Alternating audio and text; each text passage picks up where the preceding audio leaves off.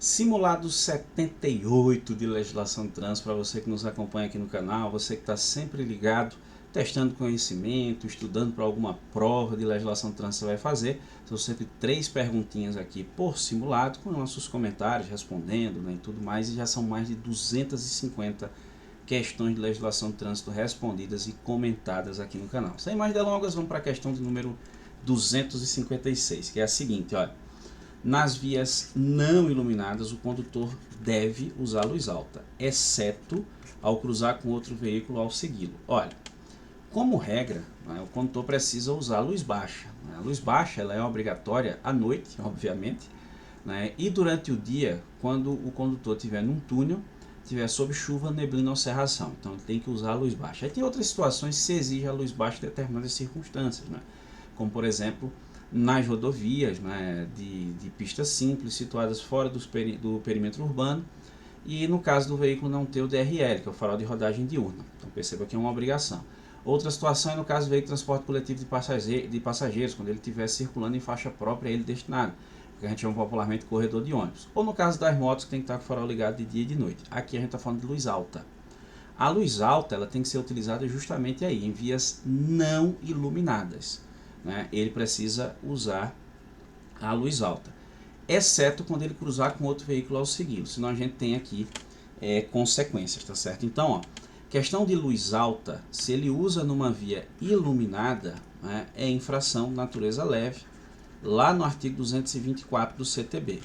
E se ele usa a luz alta de forma a ofuscar outro condutor, aí é infração grave, prevista aqui no artigo 223. Então perceba que nós temos duas consequências aqui, tá certo?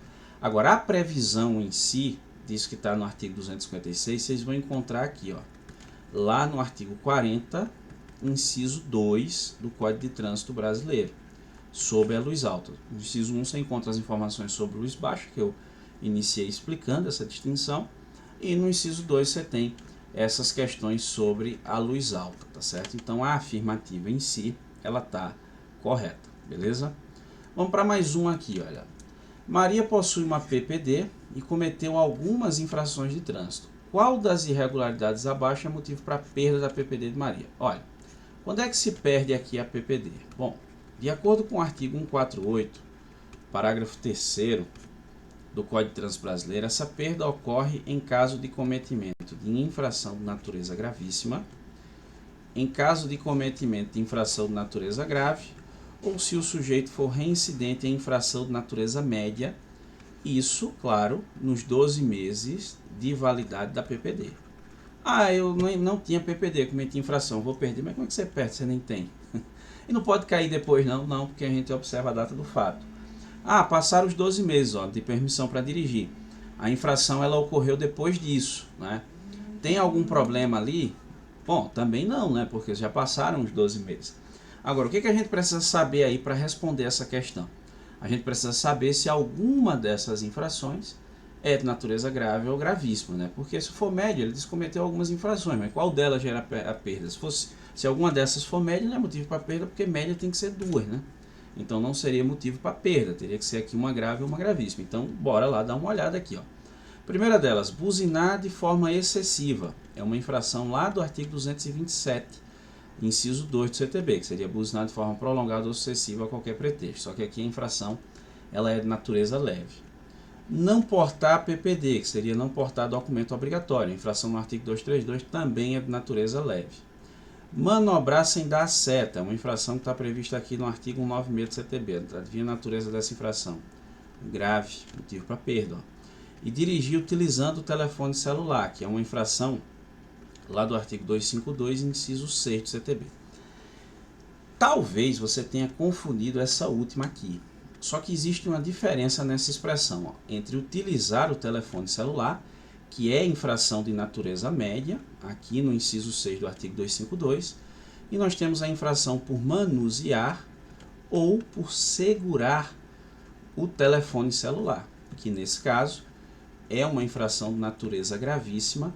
Ela também vai estar prevista nesse artigo 252 do CTB, no entanto, ela está prevista aqui em seu parágrafo único, tá certo? Então, é nesse dispositivo legal que você vai ser enquadrado se fosse segurando a manuseando. Qual é a diferença? De repente você está aí se perguntando. Qual seria então essa diferença? Seria o seguinte, ó, o que é manusear o telefone celular? Vou pegar o meu aqui para mostrar. Eu estou dirigindo e estou fazendo isso, manuseando, mexendo nele, interagindo com o aparelho.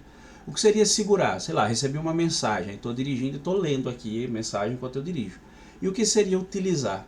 Seria você utilizar o aparelho de uma forma que não seja segurando e manuseando. Vou dar dois exemplos.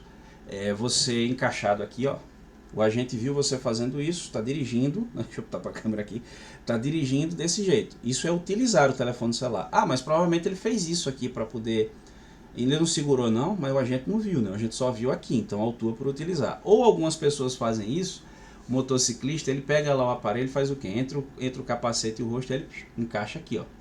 Isso seria utilizar o telefone celular. Se o agente viu o sujeito utilizando, autua por utilizar lá no inciso 6 do artigo 252. Agora, se ele viu segurando ou manuseando, aí vai lá para o parágrafo único do artigo 252, que nesse caso seria gravíssimo, aí sim seria motivo de perda. Então, talvez você, logo de cara, quando viu essa questão, tenha dito, ah, é celular, perdeu, quando na realidade é a seta, que é infração grave. Eu tive um aluno mesmo, aí foi Maria, né, no fictício aí, mas eu tive um aluno que perdeu uma permissão para dirigir por conta de uma seta, numa moto que ele não deu lá no centro da cidade, deixou de ligar a seta, o agente autuou, né, ele tenta, nem lembro se ele fez defesa, mas eu sei que ele perdeu, tirou a carteira novamente comigo, quando eu dava aula em autoescola, né, e aí ele tirou mais uma vez a habilitação porque uma seta que ele deixou de ligar. Você diz, porra, o cara perder a permissão por uma seta, bicho, mas tu já pensou no sinistro de trânsito que seria o cara que pode acontecer pela ausência da seta, ou seja, o cara vai entrar ali à direita ou à esquerda, não liga a seta, o veículo vem atrás,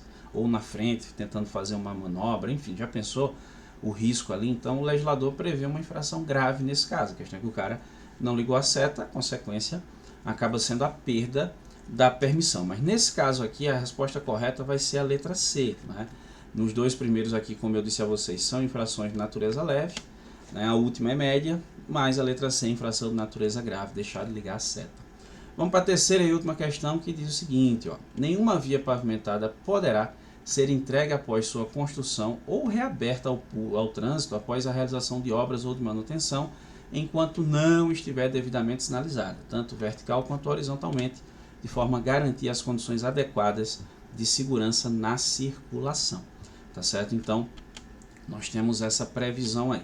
Onde é que eu encontro algo nesse sentido? No capítulo de sinalização no CTB, especificamente aqui, ó, no artigo 88 do CTB. O artigo 88 do CTB, ele traz para a gente exatamente essa previsão que você está vendo aí. Agora, a questão do tipo de sinalização a ser utilizada e tudo mais, aí você vai encontrar aqui, ó, resolução número 973 de 2022 do CONTRAN, que aprova o chamado Regulamento de Sinalização Viária, tá certo? Você encontra essas informações lá. Mas a afirmativa aqui, ela tá correta, beleza? E com isso, nós finalizamos mais um simulado de legislação de trânsito, simulado 78 de legislação de trânsito. Eu quero saber quantas você acertou, você vai deixar aí nos comentários. E se você ficou com dúvida, concorda com algo discordante, fica à vontade, vai deixando nos comentários, que a gente vai trocando informação e aprendendo todo mundo junto. Beleza, pessoal? Agradeço muitíssimo a você que me acompanhou até aqui, um grande abraço e até a próxima.